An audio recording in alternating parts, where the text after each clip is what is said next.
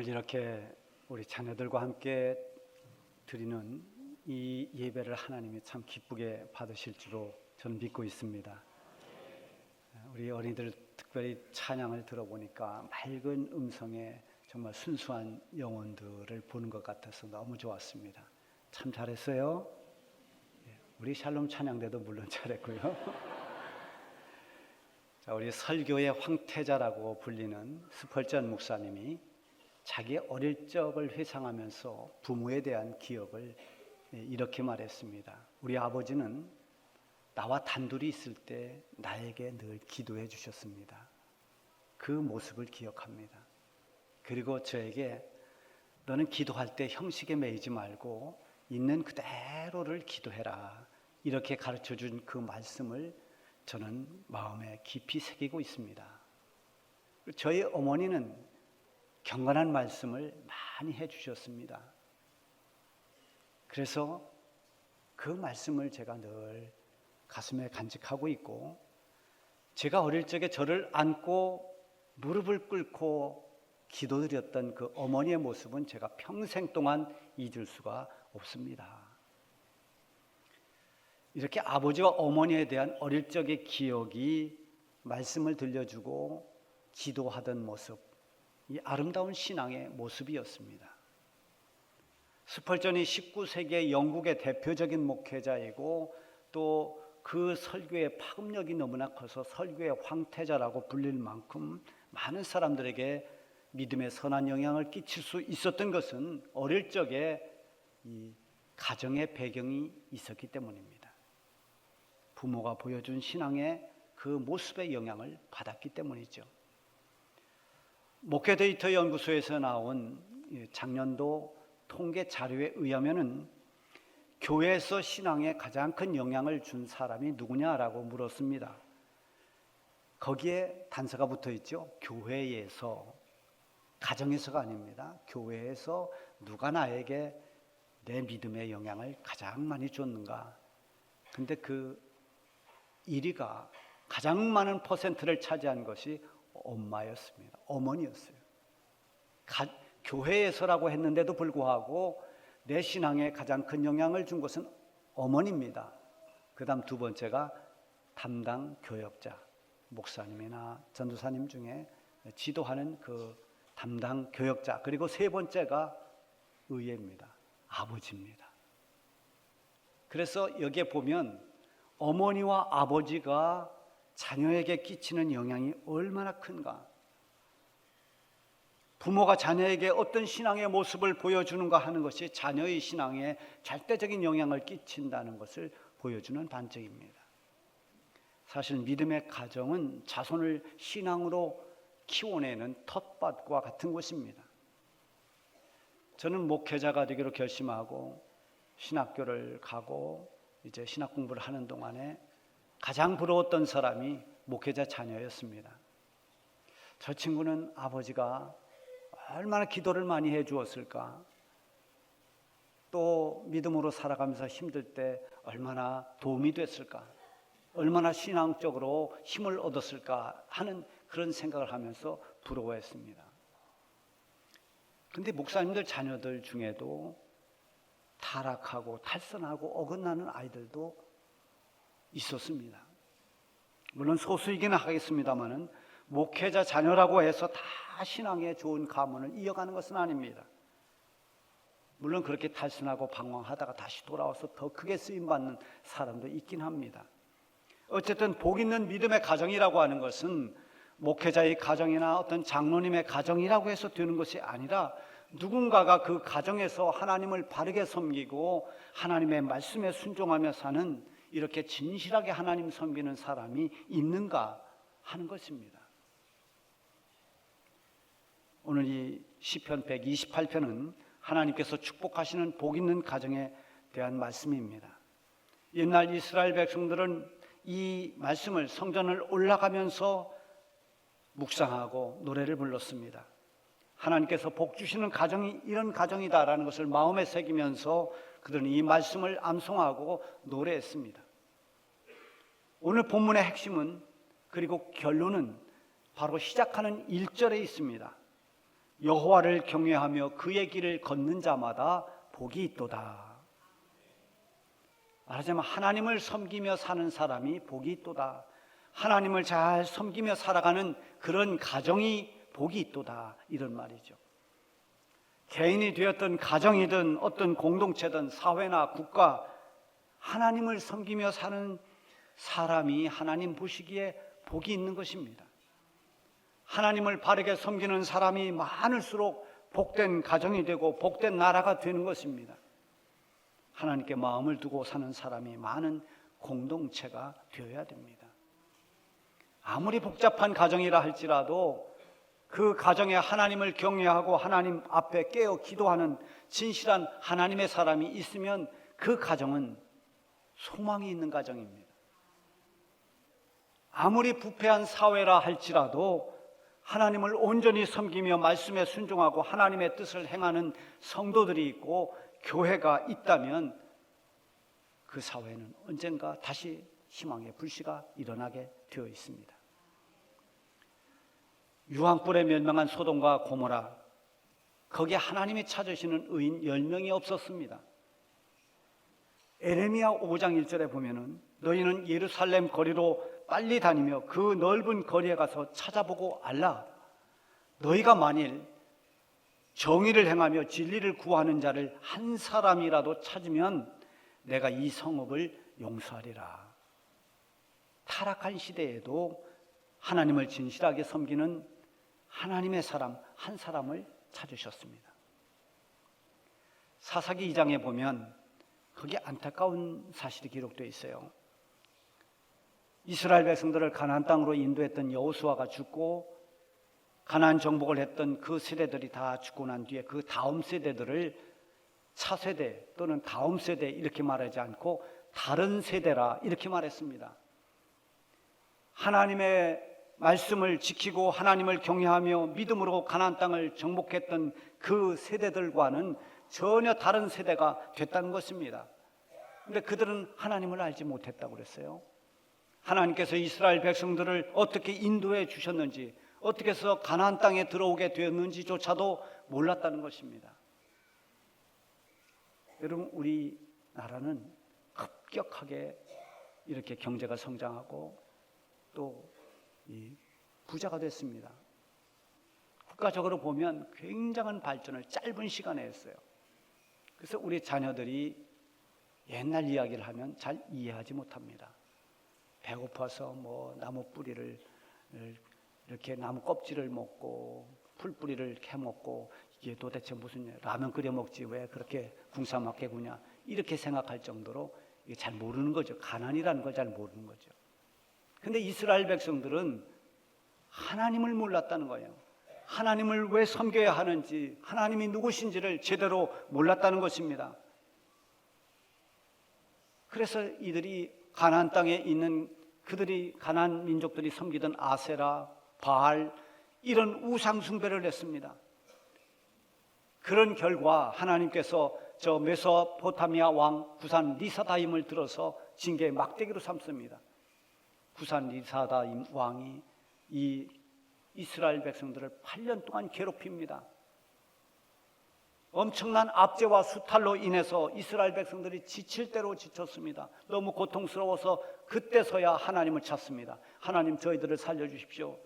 저희들을 저 악한 왕으로부터 구해주십시오라고 하나님을 향해 부르짖었습니다. 그때 그 타락한 시대 속에서도 믿음을 지키고 하나님을 섬기던 온니엘이 이스라엘의 첫 번째 사사가 됩니다. 온니엘이 하나님의 영으로 능력을 입고 8년간 괴롭혔던 구산 리사다임 왕을 다 제압하고 그 땅에 평온을 되찾게 했습니다. 그리고 이 온니엘이 통치하는 동안 40년 동안 그 땅이 평안했다, 평온했다 이렇게 기록되어 있습니다. 하나님을 경외하고 하나님을 온전히 섬겼던 이 온니엘로 인해서 그 시대의 백성이 복을 받았습니다.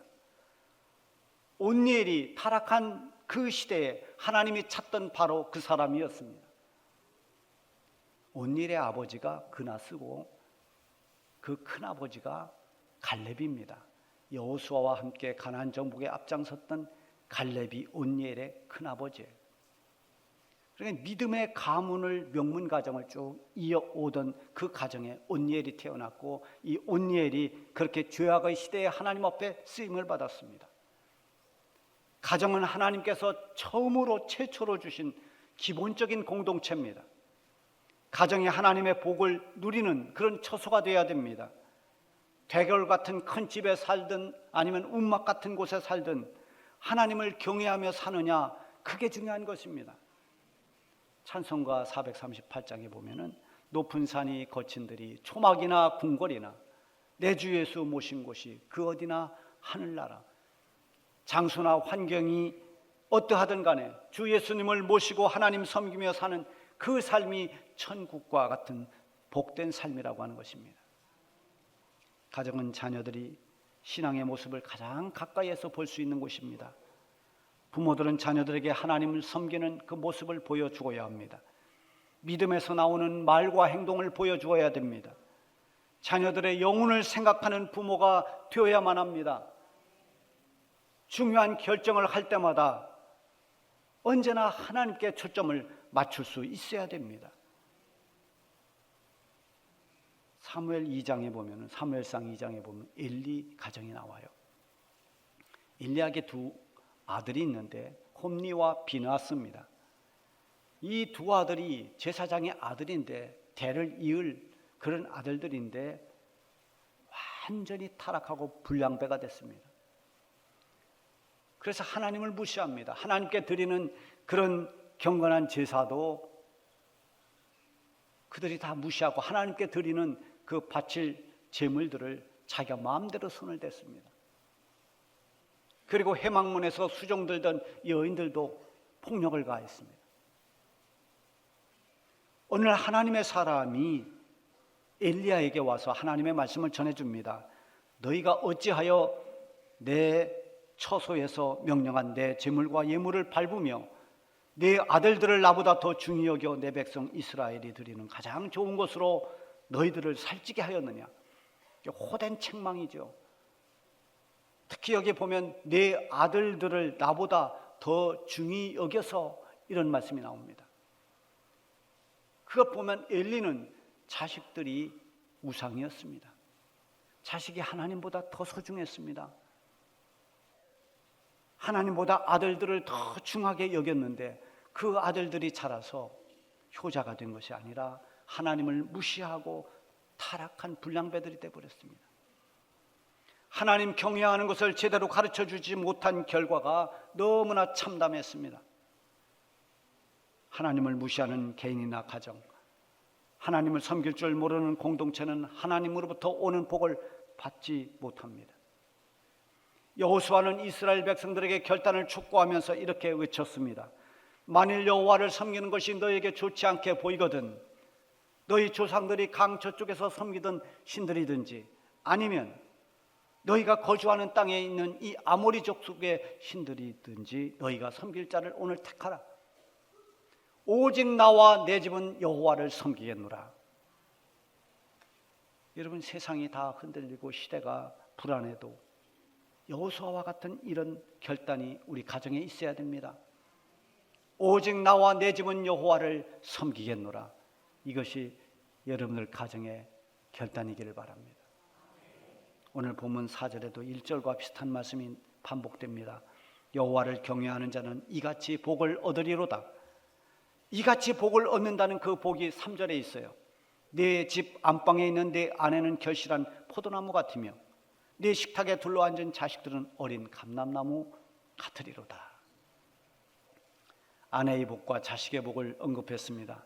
특히 나무에 빗대서 아내는 결실한 포도나무 같고 자식들은 어린 감람나무와 같다라고 했습니다.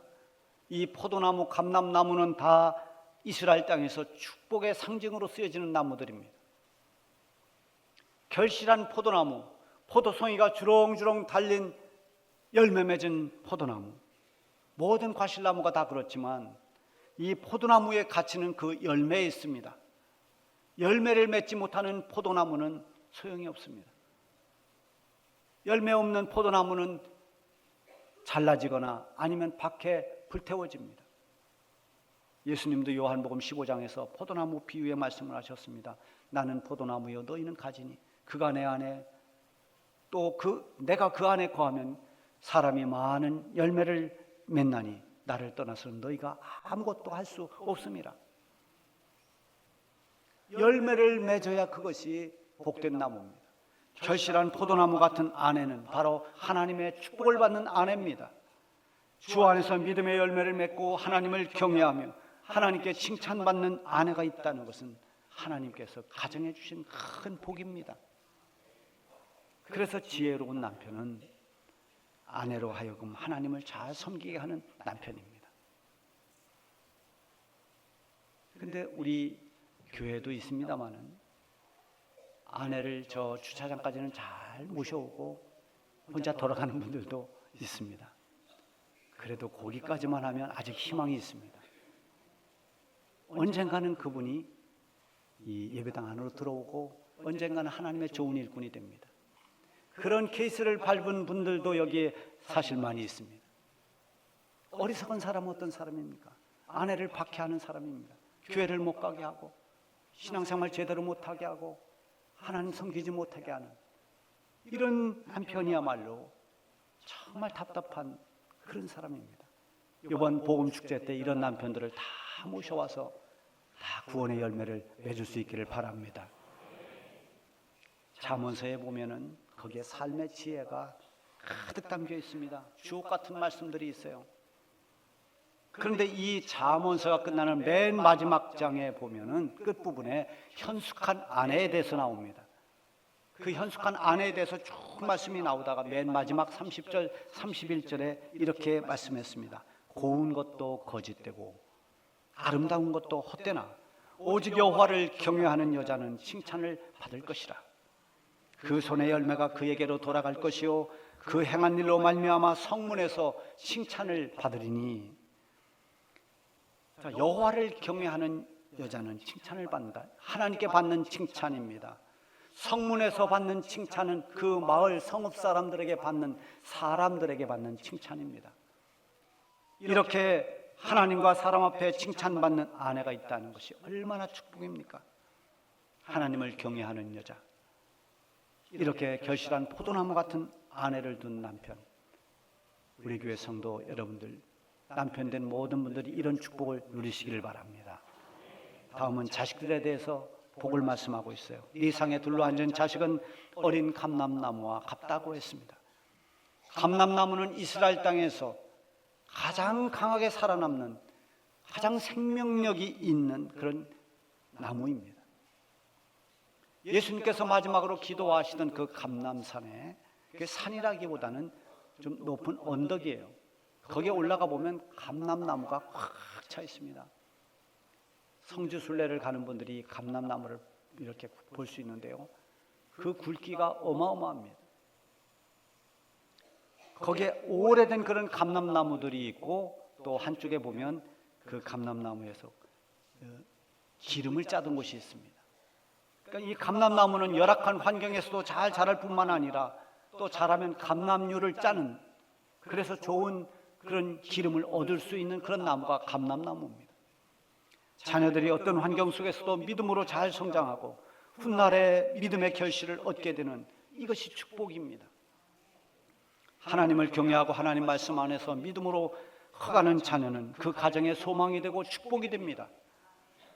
자녀로 하여금 믿음 안에서 자라고 성장해 나갈 수 있도록 도와주고 기도하는 부모야말로 지혜롭고 현명한 부모입니다.